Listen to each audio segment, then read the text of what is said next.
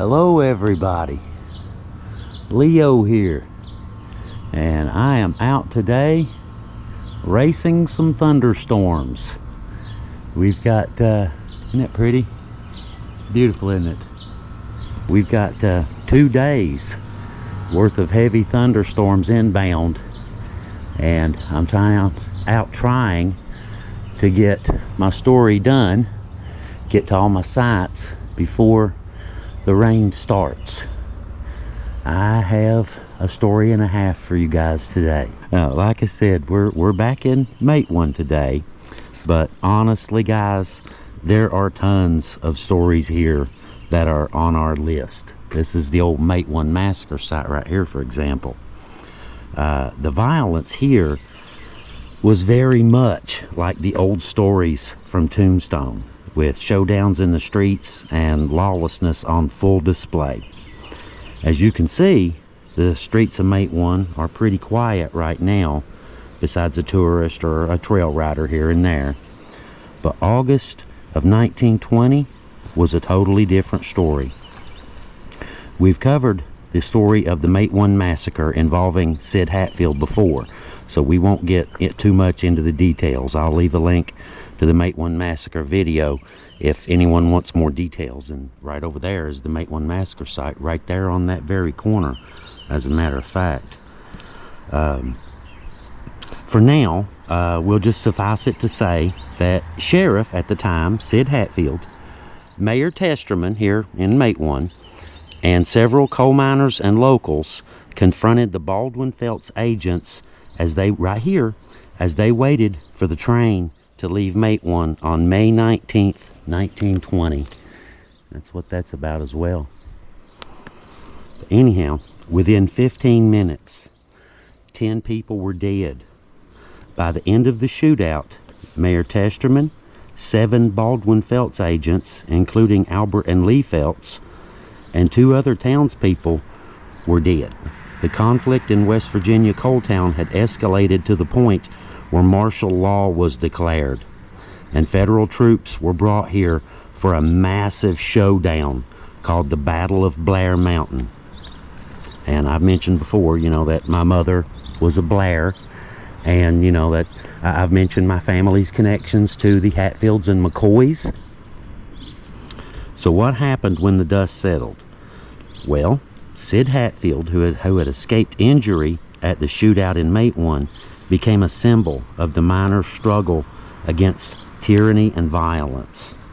But also, Sid and 22 others had to go to trial now, and the lengthiest murder trial in West Virginia history began. But the evidence failed to bring convictions against him and the other men accused of the killings in Matewan. The 20-some-odd defendants were acquitted of the charges. But there was a problem. You see, something didn't sit right in someone else's eyes, and he just happened to be a relative of Sid Hatfield's. 36-year-old Anderson Eugene Hatfield, known as Ants. He was the proprietor of the Urias Hotel here in Matewan. Now, the Urias has figured into our stories before, and more of a footnote. And to be honest with you, we didn't really get into looking for the Urias, and we planned to, but I came up today. I picked a Sunday because and rain. There wouldn't be a lot of business here. A lot of people, trail riders, side by sides, all that sort of thing. So we planned to find the Urias Hotel, and if any of you locals, I know several local historians here. David, right there, David Hatfield, runs the Matewan Bed and Breakfast, and of course we have the Mine Wars Museum right here across the street that Lloyd runs. I did a video there not long ago, and if nothing else, I'll come back, I'll catch Lloyd. They've got a picture of the Urias in there, so I know for a fact they know where the Urias was. 36-year-old Anderson Eugene Hatfield, known as Ants, was the proprietor of the Urias Hotel in Matewan, like I said. So who is Anderson Eugene Hatfield? Well, when we do these stories, we don't go after Hatfields on purpose as far as them being, involved in murders and mayhem. It just seems like it always leads to a Hatfield somehow. There's just a lot of them, I guess. But anyways, George W. Hatfield was the father of ants. George Washington Hatfield, it's right here. His dad was Devil Ants's cousin, Anderson Hatfield, also known as Preacher Ants. We've mentioned him many, many, many times. Preacher Ants's dad, of course, is, again, a George Hatfield Sr. So his dad is Ephraim, or Ephaval, or as some call him, Ephraim. But if you actually look it up, it can be said both ways. So, I'm not going to split hairs on this. But as you see, Ephraim Hatfield is the father of Devil Ants Hatfield's grandfather. So, anyways, this is where the line starts. So let's go back. Who is Anderson Eugene Hatfield's mother? Well, his mother is Missouri Dotson Hatfield. Now, Missouri Dotson comes from the Dotson line, which settled Phelps, Kentucky, a long time ago. And I know this because they are related to Leo. So I've done extensive ancestry on them.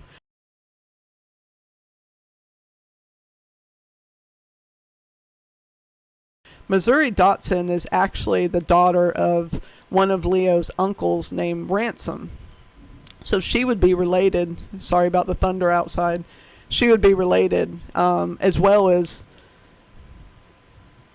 Anderson's dad, George, is also related to Leo. And that's all I'll say about that. I'm not going to dig into if they were actually related to each other because honestly, it doesn't even matter at this point, does it?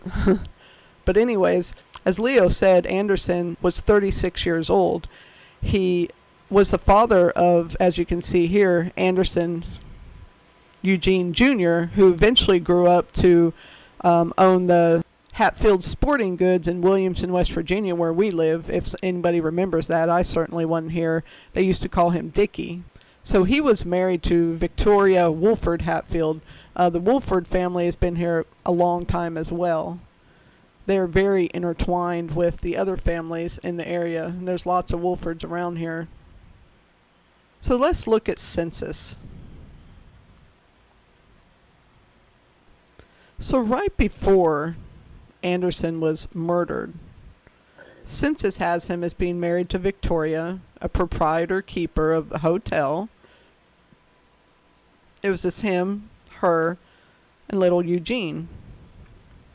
Now, when Anderson died at 36 years old, Victoria was a young woman, but she is also buried next to him.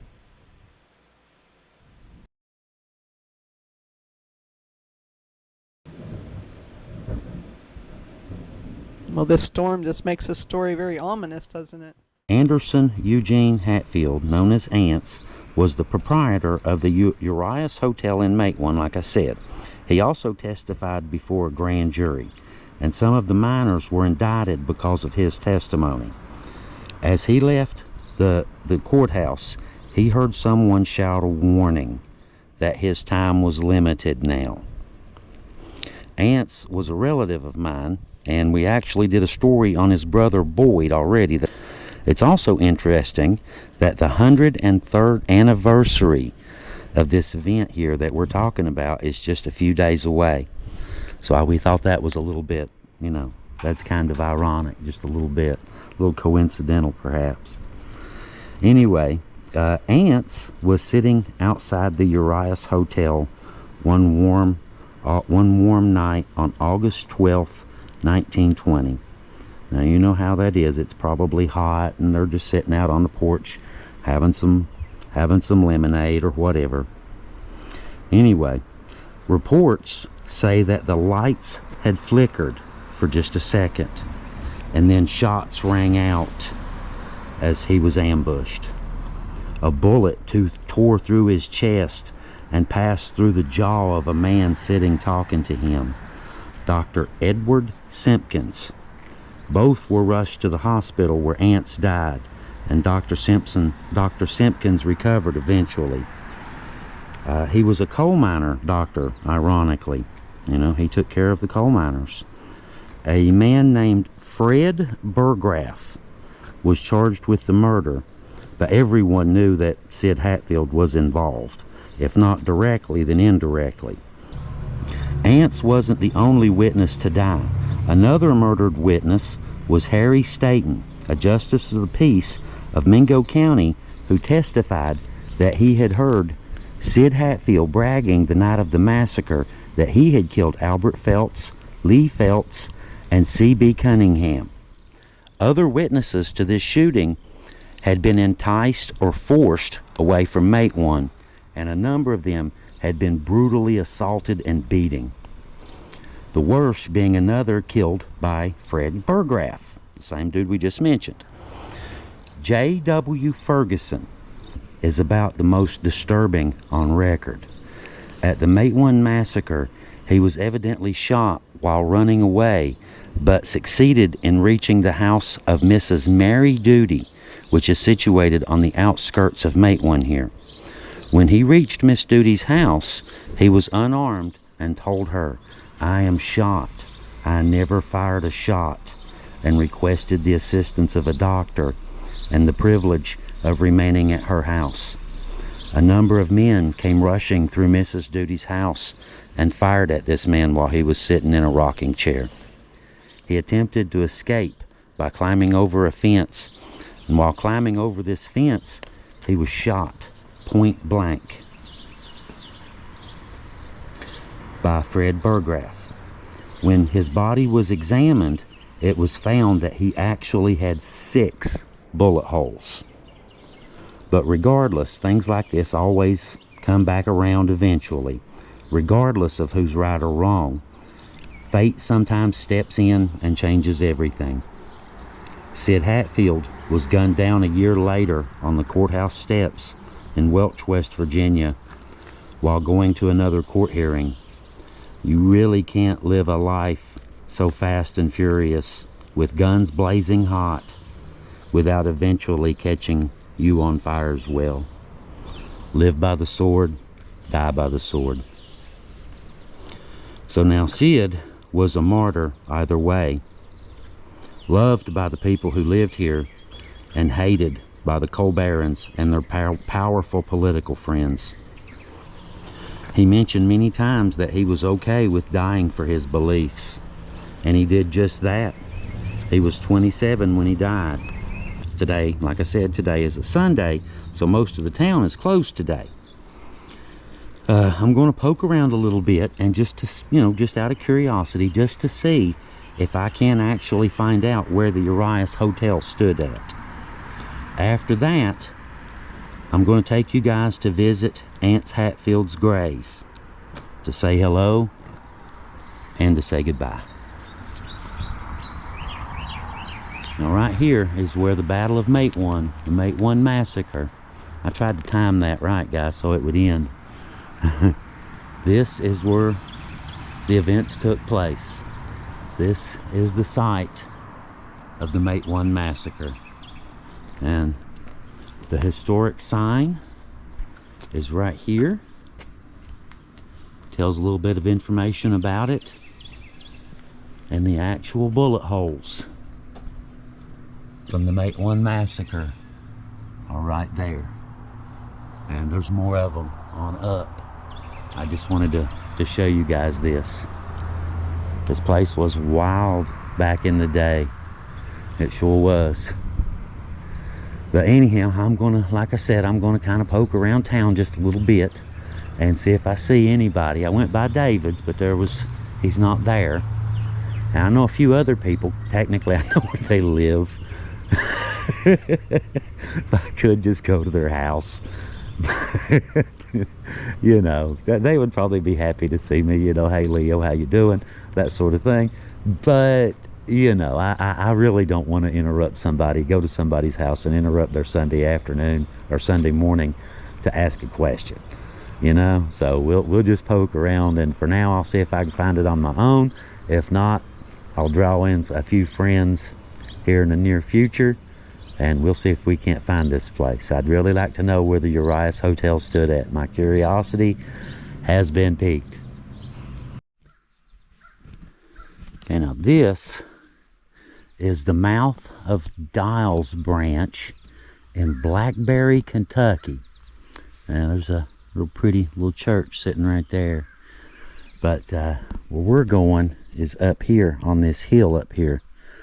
Now I brought y'all over here once before, several months ago, for a story about Boyd Hatfield. And you know, he was a family member, you know, one of my family members, who was killed. He was a police officer, local police officer, and was killed in the line of duty. And there wasn't much really known about him, you know, the circumstances, where he died, where he was buried, what happened. You know, it was very, very obscure. And so we did some research, and we found, you know, some of the information and where he was buried. And we put the video up, and one of our viewers actually sent us an email with some other information.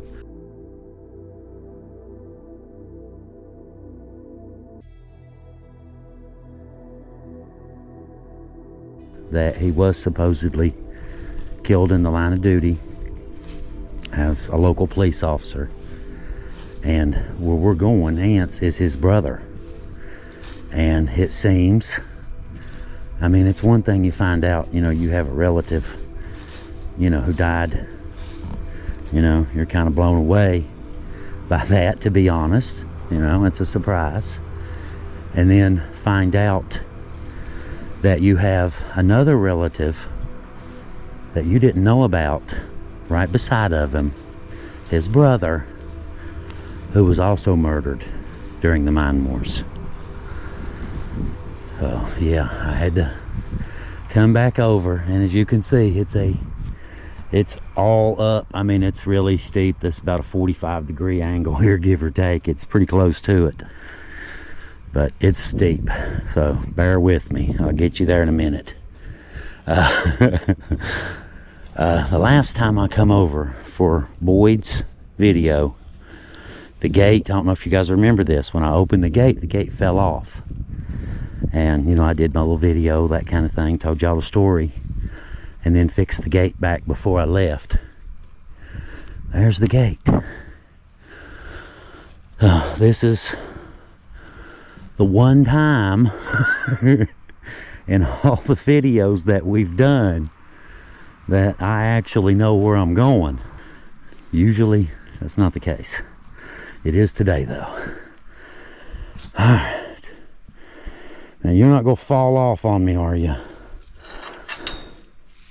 And there he goes. Somebody's been back up and knocked it loose again. I'll have to fix it before I leave. Okay, no biggie. They just sit him to the side. Stay.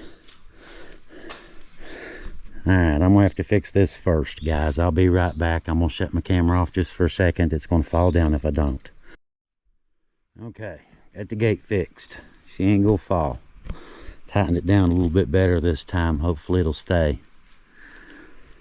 But right there is Boyd's grave. You can see Boyd's from here. The one we're looking for is Anderson. Back in the day, the way the mine wars operated, you had local law enforcement who generally fought for local people. You know, the ones who were being, you know, abused and beaten and, you know, work you to death and take everything that you earn and then throw you and your wife out in the street. You know, if you're lucky. If you were unlucky, you were dead and they threw your wife and kids out in the street. You also had the Pinkertons, you had Baldwin Felts agents, you had all of these other people who also had badges, and they all claimed to be legitimate law enforcement. So, you know, that's how we run up into situations like this right here. There's a lot of Hatfields here, whole bunch of Hatfields. But, well, obviously it's Hatfield Graveyard. I guess that kind of stands to reason. There's a bunch of Hatfields. Here, I mentioned this before. You'll see a lot of these on some of our old graveyards. People will make those little boxes and put flowers in them. Webb Phillips.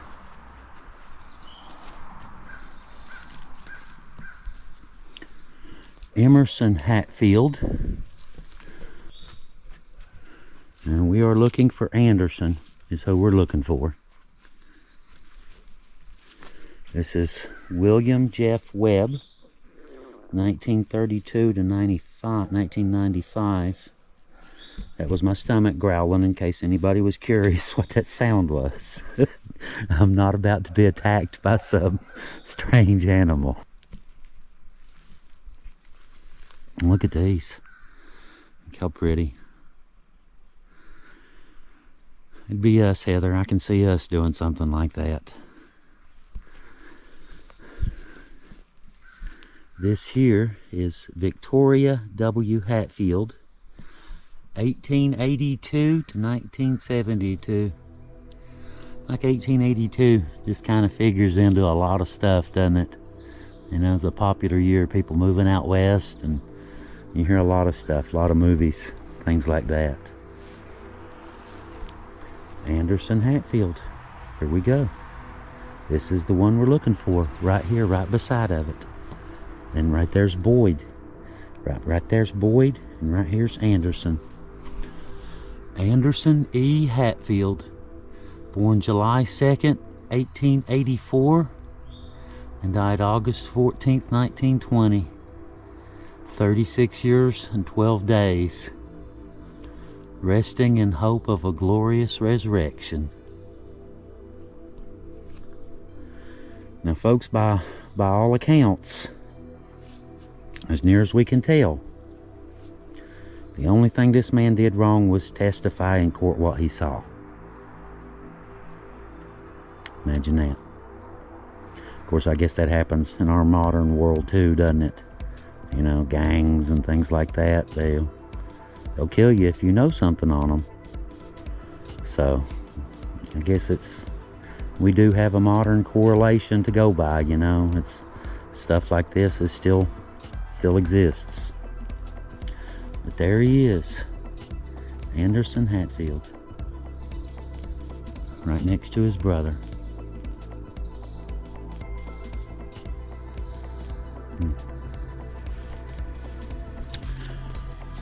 These are Hatfields as well. This is Missouri. Yes, Heather, look here. This is Missouri Hatfield right here.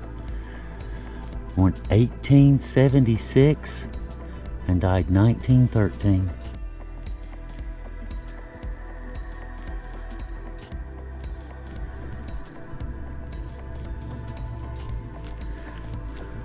Now this one, we'll come back to him. See, well, let's just go ahead and look and see. There's a plaque. Don't know if we have the... This is Albert Hatfield, 1912 to 1982. You can see where there's a picture or something. Used to be right there, and it looks like there may have been some sort of a plaque or something. I'm not really sure. Looks like something was stuck on there, doesn't it? It's an angel. I'm trying to be quick and cover the ground and get everything. That's where I'm parked, way down there. You can see the car. But we're expecting the thunderstorm should be rolling in within an hour or so.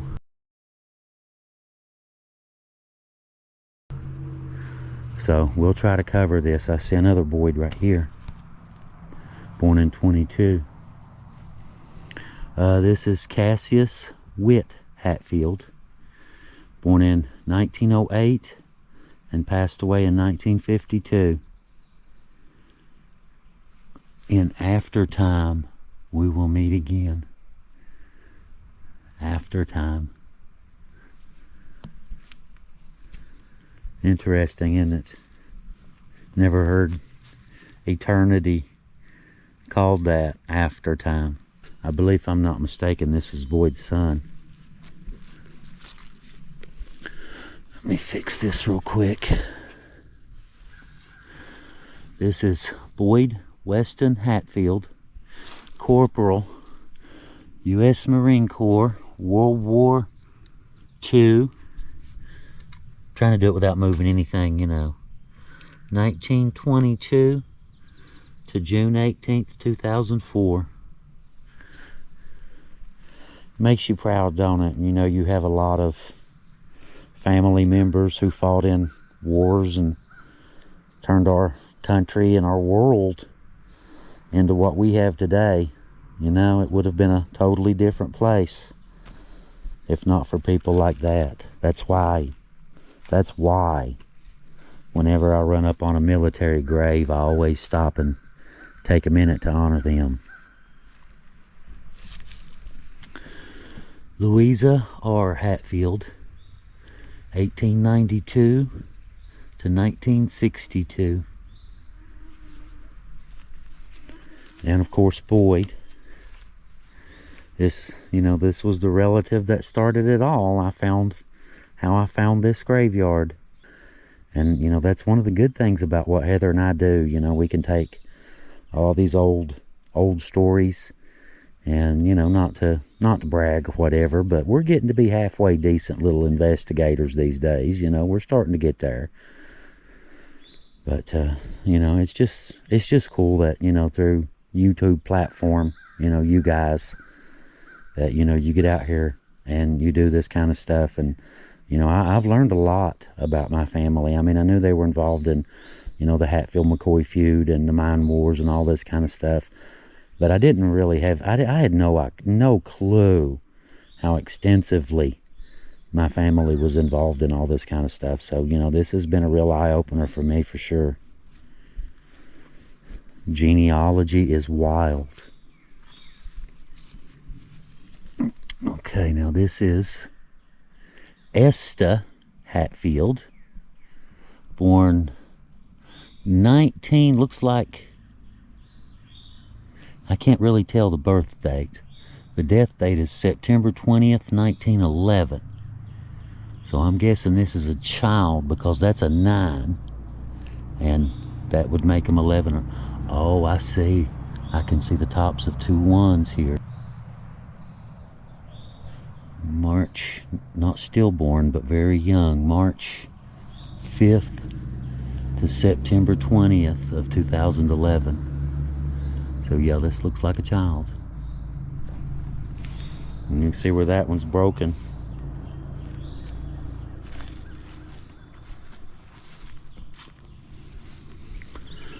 Another Hatfield. P.R. Pricey Hatfield. Born, 1890 and died looks like 34, but I'm not sure. I can see the 1, 9, and 4. It looks like a 3 in between, but I'm not sure. Stuff like that, you know, sometimes you can use a flashlight and the shadows will illuminate it, but if it's flat, it's just going to be a flat little section of lit up rock. We've tried that before. It only helps in certain situations. This is Melda, wife of W.J. Hatfield, born in 1895 and passed away in 1918. I've mentioned that before, the wife of, right there. Now, you don't see that on modern graves anymore. You know, the young lady, the lady, she gets her own now. She's not the wife of anymore. And I think that's cool. And in case you can't hear, here comes the rain. So it looks like we're going to get a little bit wet because we're not quite done, doesn't it? Harold Gene Hackney. I think I will kind of speed it up just a hair. Lafayette Hackney Jr.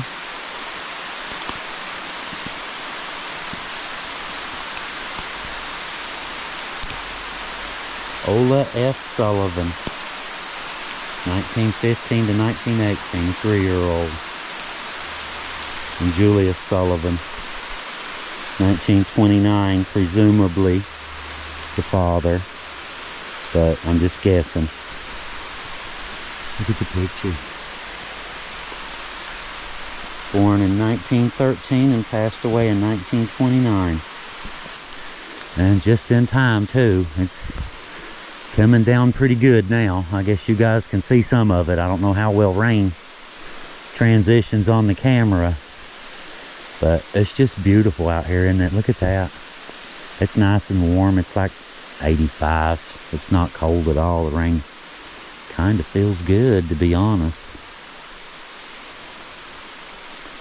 But I remember when I was up here, I walked right by those and did not even know it. It's strange, isn't it?